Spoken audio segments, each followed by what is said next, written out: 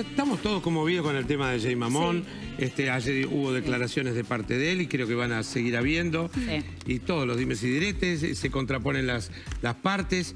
Pero en un momento dado, Jay habló sobre... El juicio de la verdad. El juicio de la verdad. Queremos saber qué es el juicio de la verdad y para eso convocamos a un abogado que se llama justamente... Oye, ¿dónde está? Aparece Vidal, ¿cómo te va? ¿Cómo estás, Matías? Muchas gracias por venir y contarnos un poco.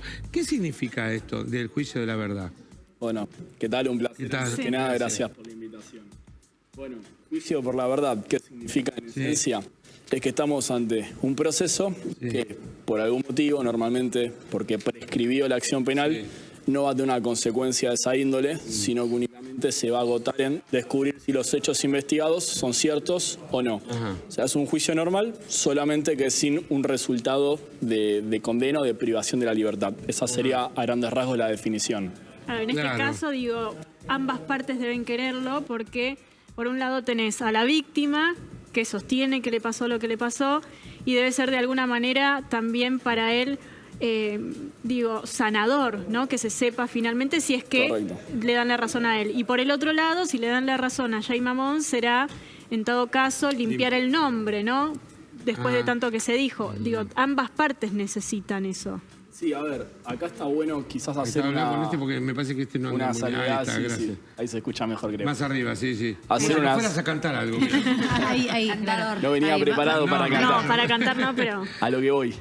En el caso de Jay Mamón hay una particularidad que tiene que ver con el hecho de que cuando él es sobreseído por prescripción, él tenía ahí, en ese mismo momento, la posibilidad de apelar ese sobreseimiento, aunque lo favorecía, a ir a buscar un sobreseimiento de mejor calidad, un sobreseimiento sobre el fondo del asunto. Claro. Yo no lo escuché. De ahí... ¿Qué es eso? O sea, él quedó sobreseído, pero ¿qué hubiera pedido, decís vos? No entendí. Uno puede ser sobreseído por muchos motivos. Sí, porque prescribió en este caso. Exactamente, que es uno de los últimos motivos que están listados en el Código Procesal. Uno como imputado, ¿qué le interesa? Que el sobreseimiento diga que la causa no manchó su buen nombre y honor. ¿Y por qué no dice eso en este caso? Bueno, porque no se investigó a fondo. Para lograr ese sobreseimiento se necesita alcanzar el estándar de certeza negativa. Y porque no trascendió en ese momento tampoco, a lo mejor no le decís... Porque la no tuvo la llegada cuando vio que había que prescripto, no... No, pero claro, él lo que dice es por qué en ese momento no le interesó declararse inocente para tener la documentación. Porque no salió en los medios como sale ahora. Y hoy todo, te debe tener, otra llegada. Sí, claramente. ¿Y se puede hacer después de tantos años, desde 2020 ahora? ¿Se puede esa hacer? Es la cuestión. Ya no tenés posibilidades de apelar ese sobreseimiento como la tuvo en 2020. Está firme la causa, está cerrada. ¿Qué es lo que está planteando ahora Burlando y que motiva toda esta discusión? Si existe la posibilidad de iniciar un juicio por la verdad a instancias del imputado. Porque la posibilidad, en realidad no está escrito en ningún lado, esto también para que quede claro. Juicio por la verdad, ¿de dónde surge? Bueno, a raíz de las convenciones internacionales, en este caso la Convención de los Derechos del Niño, que los jueces interpretan en el sentido de que, bueno, si el delito está prescripto, no podemos dejar de lado el deber de investigar, el deber de que se sepa qué es lo que pasó. Entonces, como una forma de reparación simbólica a la víctima, empezaron a implementar este mecanismo. Como no está escrito, tampoco es fácil decir para qué casos sí, para qué casos no. Hay grandes discusiones, hubo discusiones en tribunales internacionales y está la posibilidad de que se habilite para el imputado, pero no sin antes, insisto, toda esta gran discusión que hay al respecto. ¿Y entonces ves viable que se pueda llevar a cabo? Yo creo que podría ser viable, más en un caso como este, que está teniendo tanta notoriedad pública, tanta trascendencia, hay un interés de la sociedad en saber lo que pasó. Sin perjuicio de ello, también existirían otros medios indirectos para avanzar por este lado. Yo en su momento lo había señalado. Si Jay Mamón quisiera, por ejemplo, iniciar un juicio de calumnias e injurias contra la víctima, necesariamente eso implicaría investigar el fondo del asunto. Es decir, Jay Mamón no puede moverse sin que se vaya a investigar el fondo del asunto. Bueno, de hecho, cuando él, en el comunicado que hace público, primero el escrito, no el que después vimos en video, él dice, yo sufrí extorsión por este tema. Si está denunciando una extorsión, que la denuncia mediáticamente a través de un posteo, pero digo, si la llevara a la justicia, tendría que demostrar que efectivamente fue extorsionado, porque lo está imputando de un delito. Ese es el punto. Ah, sí. Claro. Uno de los requisitos desde el punto de vista penal para que la extorsión sea tal, es que la condición que yo te imponga a vos sea una condición injusta. Bueno, también quería preguntarte, digo, Se habla de que, por ejemplo, no tenía 14, tenía 16. ¿En qué cambia? Es menor siempre el chico, ¿o no? Bueno, a ver, para mí es importante contextualizar de qué lugar está hablando Jay Mamón ahora. Es una persona que no tiene, en principio, un riesgo penal. Claro. Es decir, es alguien que ya está sobreseído. Entonces, desde el punto de vista de una estrategia, esto no tiene ningún sentido. Yo entiendo que lo está haciendo justamente para enfrentarse al juicio público, al juicio mediático, al juicio social, porque desde ese lugar pareciera a su criterio que no es lo mismo 14 que 16. Está en un punto complicado donde está optando, y esto lo hemos visto muchas veces como penalistas, entre la opción menos mala posible. Porque cuando ya no puedes evitar perder, lo que haces es contener daños. Yo entiendo que apunta a eso. Desde lo jurídico, ¿podría ya tener una diferencia? Sí. Lo que pasa es que acá, por cómo está denunciado el hecho, parecería que hubo drogas de por medio. Claro. Y si hay una persona que tuvo sexo con otra cuando esta estaba consentimiento drogada, también, por lo que él contaba, se despertó y sentía que había sido abusado. no hay ninguna discusión. Más allá de la edad. Más allá de la edad. Por ahora ponía 20, también era un abuso. Son como dos cosas en simultáneo y en paralelo. Claro, pero él en su relato deja por fuera totalmente ese hecho. Sí. Él dice, lo conocí a partir del 2009. Ajá. Sí. O sea, lo anterior desconoce. O sea, dice que no existe. Claro. Porque él toma como puntapié, claro, de esa relación, aunque sea un conocimiento, no digo de haber tenido ningún tipo de intimidad, el 2009. Y en realidad la denuncia está hecha del 2007. Claro. Bueno, lógicamente entiendo que apunta a lo mismo, ¿no? De cara al público, Claro. es menos feo decir tuve una relación consentida con alguien mayor de 16, porque incluso el Código Penal, a partir de los 16, podemos decir que es la edad de consentimiento sexual en Argentina. No de los 18, de los 16. Sí. Pero de 13 a 16 entramos en una franja gris un tanto polémica, compleja, en el cual no siempre va a ser delito, esto también hay que aclararlo, de relaciones sexuales entre personas de 13 y 16 años. Con mayores de 18 años no siempre va a ser delito. ¿Cuál es el requisito? La figura lo que establece es que tiene que haber una instrumentalización de la inmadurez sexual de la víctima, Claro. un aprovechamiento de la preeminencia del imputado sobre la víctima.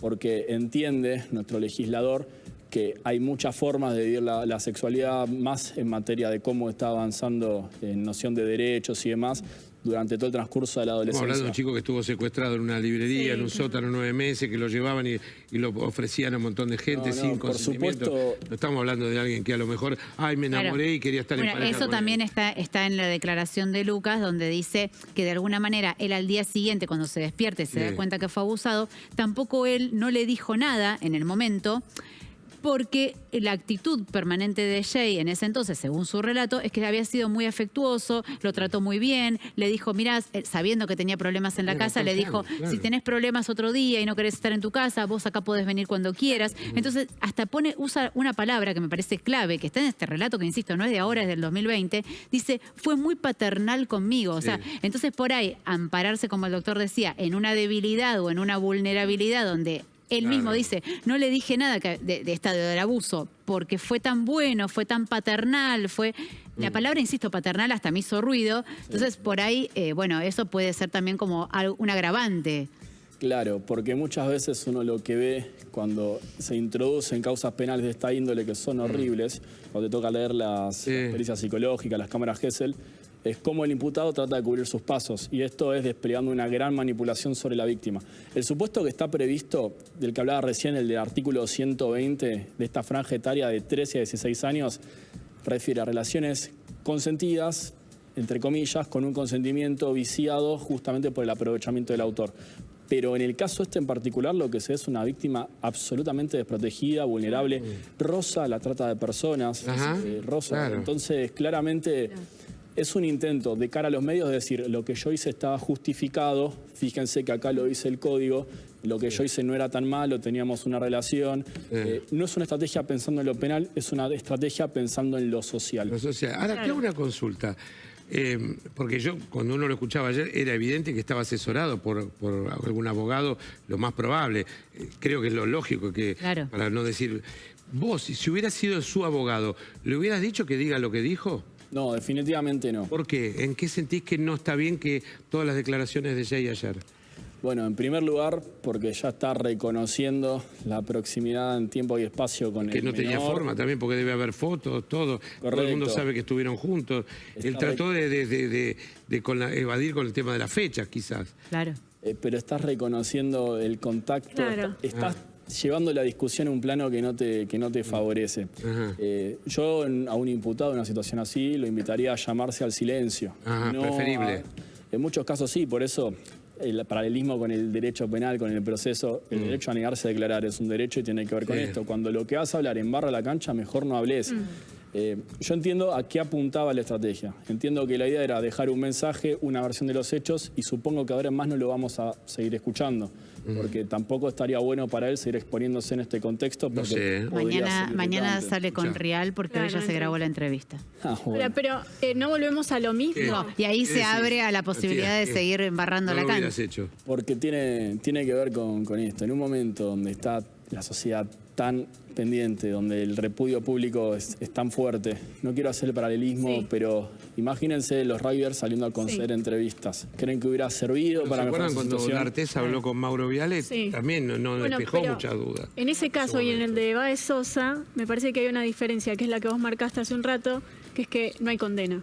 Entonces, cualquier cosa que haga él ahora es solamente limpiarse él. Claro. Entonces, tal vez quedarse callado ni siquiera le sirve, porque todo el mundo va a seguir pensando lo que quiere. También y él busca limpiarse sabiendo que no hay condena, si miente, si no miente. Y nadie está obligado a declarar porque la contra sí justicia mismo. ya no va a tener una Exacto. condena. Bueno, también hay una realidad, uno como abogado puede sugerir, puede asesorar, pero Sí, depende de la más persona, clientes claro. que están acostumbrados a Ahora, estar en medios y Lo demás. importante es que él le hubiera dicho que no hable. Y la pericia psicológica en este caso, ¿puede aportar algo como para, de alguna manera, limpiar la imagen y que se ¿De quién dé decís? cuenta? No, de cualquiera de los dos. Digo, en este caso de Jay Mamón, que es el que más está A él en se este le han momento hecho al chico, saliendo, ¿no? digamos. En las causas anteriores que él tenía, tanto la de Corsi, la de los Boy Lovers, la de el muchacho de la librería que vos antes comentabas, digo, infinidad de causas que él ha denunciado, él ha pasado por un montón de pericias que le han realizado de todo tipo, físicas e incluso psicológicas, y la verdad que lo que se comprobó es que todo lo que decía es cierto,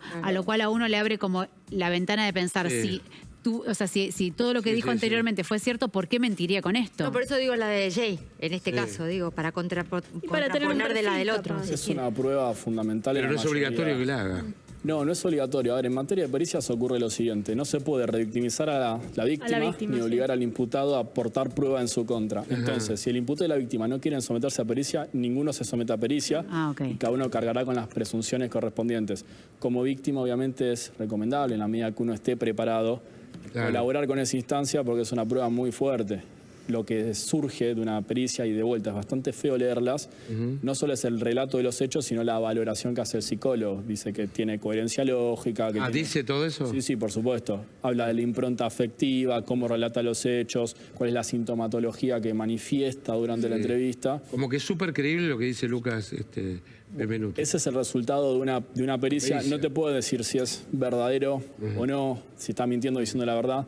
Usan un criterio que es el de verosimilitud, es decir, pareciera que es cierto, y aparte refieren la existencia de indicadores objetivos de abuso sexual.